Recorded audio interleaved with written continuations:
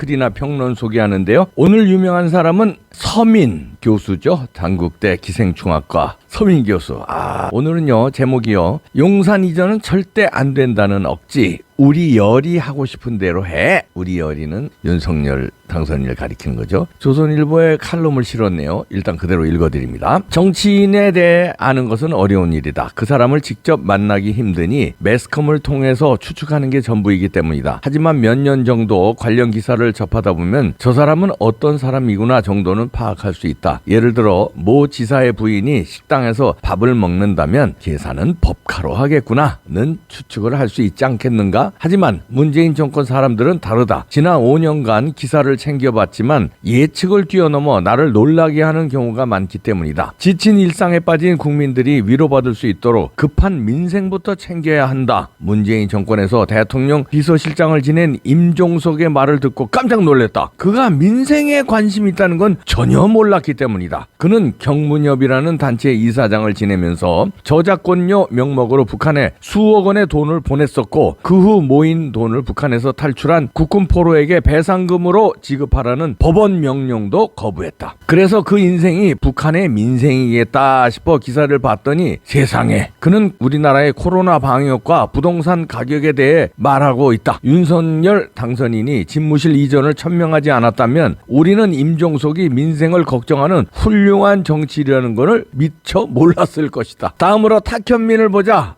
우리가 아는 탁현민은 문재인 대통령을 돋보이게 할 목적으로 수많은 쇼를 기획했고, 해외 순방 도중 문통의 발에 피가 났다며 안타까워한 시대의 충신이다. 문통이 보여주기식 정치에만 몰두한 것도 탁현민에게 책임이 있을 텐데, 그가 얼마 전 한 말을 듣고 깜짝 놀랐다. 그는 청와대가 수백억 원의 돈을 들인 곳이며 해방 이후 지금까지의 역사를 담고 있다고 했다. 그러면서 그는 이렇게 말한다. 여기 청와대 안 쓸 거면 우리가 그냥 쓰면 안 되나 묻고 싶다. 좋은 사람들과 모여서 잘 관리할 테니 그랬다. 탁현민은 문통만 바라본 간신이 아닌 청와대라는 건물 자체를 사랑한 이였다. 그리고 그는 대통령 집무실과 비서동을 30초 만에 주파하는 스프린터이기도 했다. 윤석열 당선인이 집무실 이전을 천명하지 않았다면 우리는 탁현민을 진나라의 조고나 영화 간신의 모델인 임사홍을 능가하는 사람으로만 기억할 뻔했다. 더불어민주당 역시 오해받은 부분이 있었다. 민주당 하면 내로남불로 유명하지만 그보다 더 욕을 먹었던 건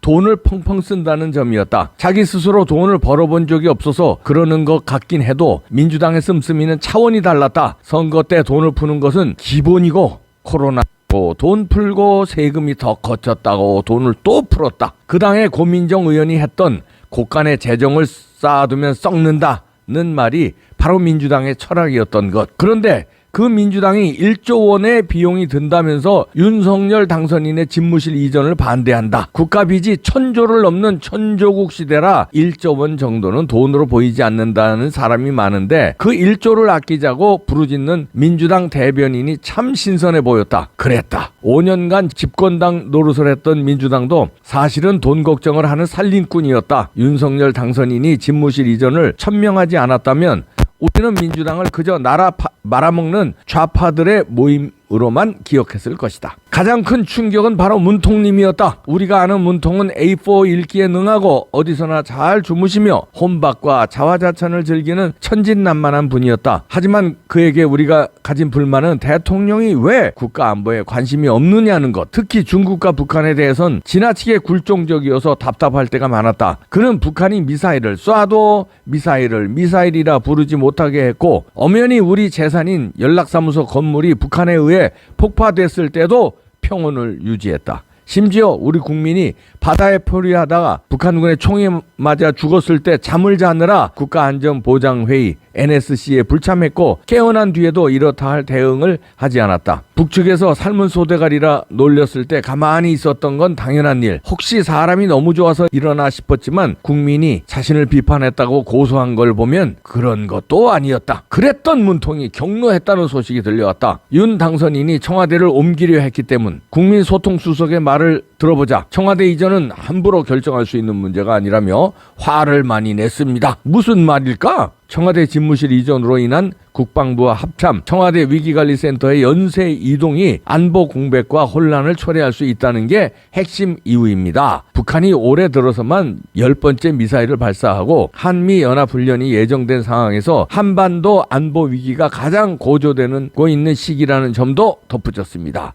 그랬다. 안 그런 척 했어도 문통의 제일 가는 관심사는 오직 안보였다. 심지어 미사일을 발사체가 아닌 미사일이라고 부른 데다가 그게 올해 10번째라는 것도 카운트하고 있었다는 건 가슴 뭉클하다. 다음 말은 너무 감동적이어서 눈물이 다 났다. 청와대는 임기가 끝나는 마지막 날 밤 12시까지 국가안보와 군 통수는 현 정부와 현 대통령 내려놓을 수 없는 책무라고 강조했습니다. 마지막까지 국군 통수권자의 임무를 다하겠다는 각오, 이것이 특전사 출신 대통령의 위엄이었다. 윤 당선인이 집무실 이전을 추진하지 않았다면 우리는 그가 안보에 무관심한 대통령이라고 오해할 뻔했다. 짚고 넘어가야 할 게 하나 더 있다. 보통 자기가 하려다 못한 일을 다음 사람이 한다면 도와주는 게 인지상정이다. 그게 국가를 위한 일이라면 더욱더 그렇다. 하지만 문통은 달랐다. 자신이 10년간 부르짖다 못한 집무실 이전을 윤 당선인이 추구하는데 도와주는 대신 격노했고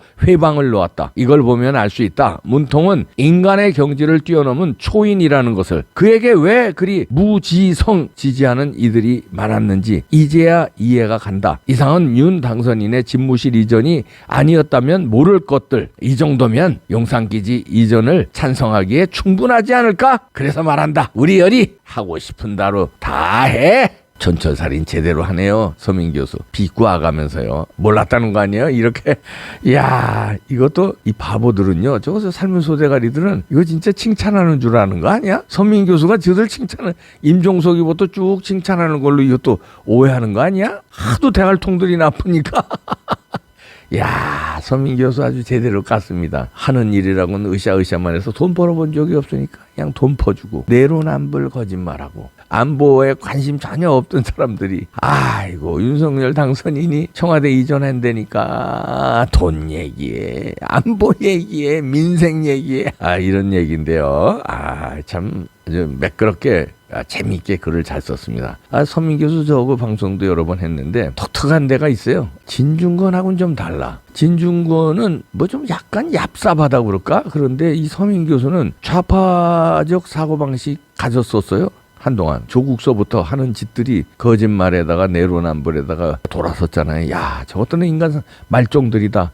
난 저 편에 있으면 안 되겠다 해서 전향했죠. 서민 교수는.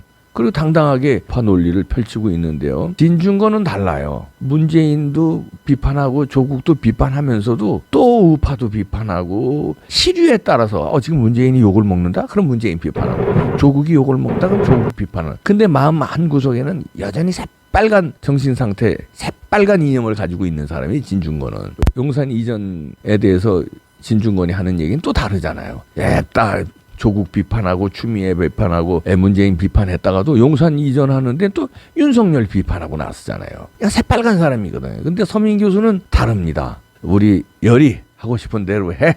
서민 교수가 아주 화끈하게 두 분이 또 만난 적도 있다고 그러죠. 오피니언 리더니까 서민 교수가. 그리고 이제 글이라든가 방송이라든가 아주 맛깔스럽게 잘하기 때문에 인기가 있거든요. 또 독특한 사고방식 이런 걸 또 청취하기 위해서 한번 만났었다고 그러더라고요. 우리 열이 하고 싶은 대로 다 해. 윤석열 당선인은요. 좌고우면하지 말고 여론조사 요즘에 이상하게 쏟아내더라고요. 용산 이전 반대 여론이 높다고 싹 분위기 띄우거든요. 거기에 복마전처럼 저들이 다 먹이사슬 깔아놨는데 제2의 대장동 같은 거요.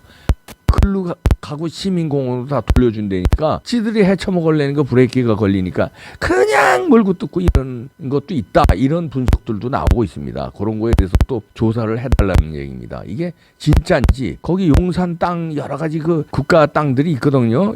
그 다음에 미군 부대 이전하는 땅 물론이고요. 그 외에도 국가 땅들이 있단 말입니다. 그런 거 무슨 국방부 장관하고 뭐가 결탁한 거냐? 아니면 여기 뭐 복마전이 있다 이런 루머가 돌아요. 이게 루머인지 사실인지 이거 밝혀야 됩니다. 용산으로 이전하면서 거기에 땅 가지고 뭐 개발을 했던 사람들 어떤 개발업자들하고 대장통처럼 엮였는지 제2의 화천대유가 있는지 누가 또 결제했는지 알아봐 달라는 얘기입니다. 이상한 얘기들이 들리니까. 그래서 결사 반대한다 이런 오해와 추측이 나옵니다. 왜냐하면 이렇게까지 결사 반대할 일이 아니거든요. 자기네가 추진하려다가 못한 건데. 그래서 국민적 의혹을 좀 말끔히 씻어줄 필요가 있다 이런 생각입니다.